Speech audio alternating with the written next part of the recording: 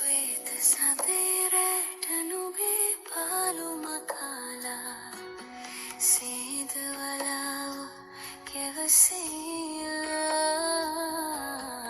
තාමනෙතේ ආල කතා ඇයට කියලා ඇවිම සවීනෙ තුමානා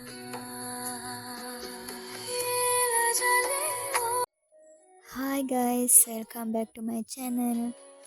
ඔන්න ඉතින් අද ඔයාලව එක්කගෙන යන්නේ අපේ ගම වටේ පොඩි රවුමක්. ගම වටේ කිව්වට ඉතින් අපි ගල පැත්තට තමයි මේ යන්න හදන්නේ. ගමේ ලස්සන තැන් ගොඩාක් තියෙනවා. ඉතින් දවසින් ඒව බලලා ඉවර කරන්න බෑනේ. ඉතින් අද අපි මාරම ලස්සනයි මේ වැවේ නම් වතුර නෑ වතුර මොකද්ද හින්දලා තියෙන්නේ මේ රිපෙයාර් එකක් කරනවා. මේ අපි දැන් එතෙන්ට යන්නේ වැව වටේ දන් එහෙමත් තියෙනවා. බලමු ඉතින් දන් තියනවද කියලා. අද පොසොන් පොය දවසනේ ඉතින් ගෙදර හැමෝමත් ඉන්න නිසා ඉතින් අපි කට්ටියත් එක්කම ආව පොඩි රවුමක් දාන්න.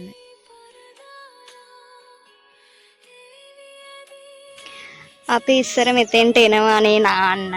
දැන් නම් ඉතින් නාන්න එන්න බෑ මේ වැවේ වතුර නැහැනේ. මේ වැවේ වතුර තියෙන කාලෙට ඉතින් අපි මෙතෙන්ට එනවා නාන්න. ඉස්සර ඉතින් අපි නිතරම වගේ මේවට එනවා. එන අදවක ඉතින් ආවිල්ලා අපි සෙල්ලම් කරනවා, වැවේ නානවා. ඉතින් මේ කාලේ හරි සුන්දරයි. ඉතින් ඒව මතක් වෙනවා මෙතෙන්ට ආවට පස්සේ.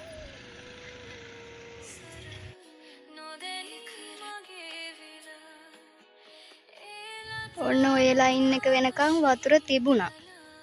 දැන් ඉතින් වතුර ඔක්කොම අයින් කරලා තියෙන්නේ. මේ ටිකේ ඔක්කොගෙන් මේ වතුර තිබ්බ ටිකේ තමයි දැන් අපි මේ යන්නේ.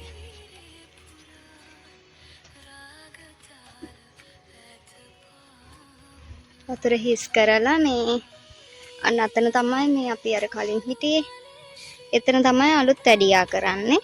ඒක නිසා තමයි වතුර හිස් කරලා තියෙන්නේ. තව ඉස්සරහත් අලුත් වැඩියා කරනවා. බලමු වෙලාව තිබ්බොත් ඒ පැත්තටත් යන්න තමයි හිතන් ඉන්නේ.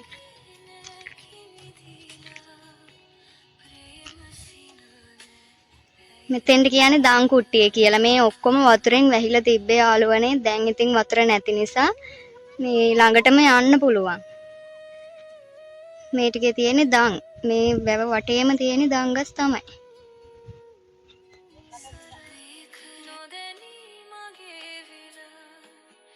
දන් හැදිලා තිබුණාට ඉදිලා තිබුණ නැහැ. ඉතින් අපි ඒ වුණා ටිකක් කඩාගත්තා.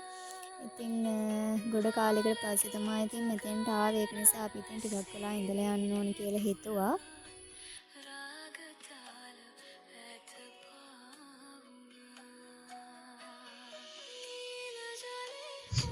දන් දාම ඉදිලා නැහැ. ඔය බෑන් එකක් ගන්නවද? යන්න. මේ දන් නැහැ.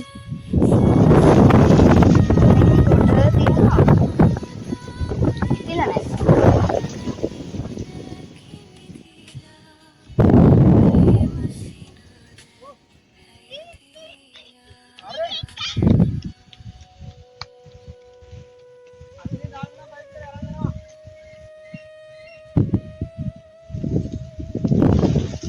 තාත්තටයි මල්ලිටයි ඔරු පදින්න ඕනේ කිව්වා. ඉතින් එයාලවන්න දැන් ඔරු පදින්න තමයි හදන්නේ.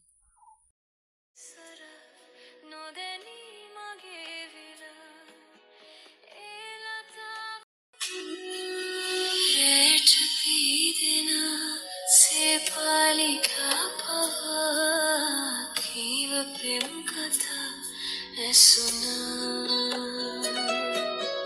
මේ හිතේ සර නොදැනී මගේ විලා ඒ ලතාව මාව ශී කළා ආල ගීත ගායනා ඇසේ විරේ. ගමක ජීවත් වෙනවා කියන එකත් හරි ෂෝක් නේද? ගස්සැල් එක්ක සත්තු එක්ක ඉන්න එක ඒක වෙනම ෆීලින් එකක්. ඇත්තටම මම කොහොමත් ගොඩාක් ආසයි ගම්වල ජීවත් වෙන්න. ඉතින් මං අපේ ගමටම ආයෙත් ඒ නිසාම තමයි. අපේ අම්මිතින් කොහේ ගියත් වාඩි වෙලා ඉන්නවා. තුත්තිරි ගලවනවා තුත්තිරි යනවා අපි කැලෙන්නේ ආවේ. අපි මේ බස් එකට යන තැන නගින්න එන්නේ. එතන තමයි අර තියෙන බස් එක නගින්න එන තැන. උලඟ. අපි මෙතෙන්ටම තමයි ඉතින් රවුමෙන් ඇවිත් තියෙන්නේ. වැවටෙන් ගිහින් ඉතින් මේ දන්සල් වදින්න තමයි යන්න හදන්නේ.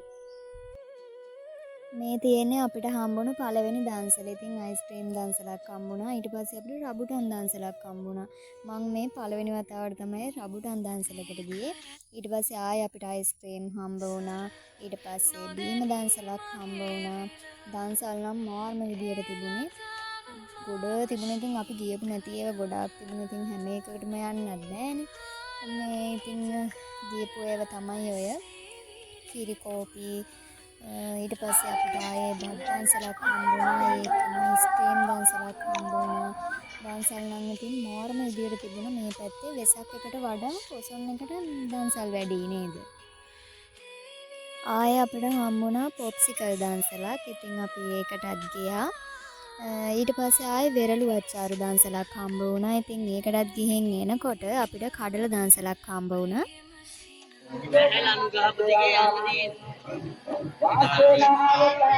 පස්සේ අපි හවසට ගියාවේ ආයෙ ගියා පන්සල්. ඉතින් පන්සල මාර්ම ලස්සනට සැරසලා තිබුණා.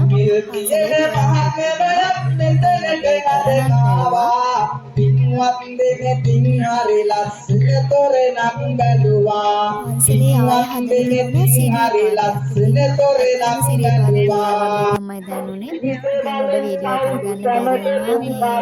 මම තාත්තගේ අතින් අල්ලගෙන තමා ගියේ. ඇත්තටම සිරිපාද ගියා වගේ. ඉතින් සිරිපාදයක් හදලා තිබුණා. මේ ආයේ භූත ගුහාවක් හදලා තිබුණා. අපි ඉතින් ඒකට නම් ගියේ නෑ. ඊට පස්සේ ඉතින් අයියා මට ටෙඩි බෙයා කෙනෙක් අරන් දෙන්නම් කියලා මෙන්න මේ ගේම් එක ප්ලේ කරන්න ගියා. හැබැයි ඉතින් ටෙඩි බෙයා කෙනෙක් හම්බුනේ අල්ලලත් ආයේ ඒක ඇතෑරුණා. අපි එනකොට ආයේ අපිට බත් දන්සලක් හම්බුණා. ඉතින් අපි ඒකටත් ගියා. එතන හදලා තිබ්බ මෙන්න මේ ප්ලේන් එකක මේ කූඩුවක් හදලා තිබුණා. ආයේ අපිට හම්බුණා කොත්තු දන්සලක්. ඉතින් අපි ඒකටත් ගියා. දන්සල් නම් ඉතින් දවල් රෑ කියලා වෙනසක් නෑ යාළුවනේ. මේ පැත්තේ මාරම විදියට දන්සල් තිබුණා මේ පාර. ඊට පස්සේ ඉතින් අපි ගෙදර ආවා. ඔන්න ඔහම තමයි ඉතින් මගේ පොසොන් දවස ගෙවුනේ. ආයේ ඉතින් ලස්සන වීඩියෝ එකක් අරන් එනකන් මගේ යාළුවෝ හැමෝම සතුටින් පරිස්සමෙන් ඉන්න. අදට ගිහින් එන්නම්. ඔයාලා හැමෝටම බුදු සරණයි.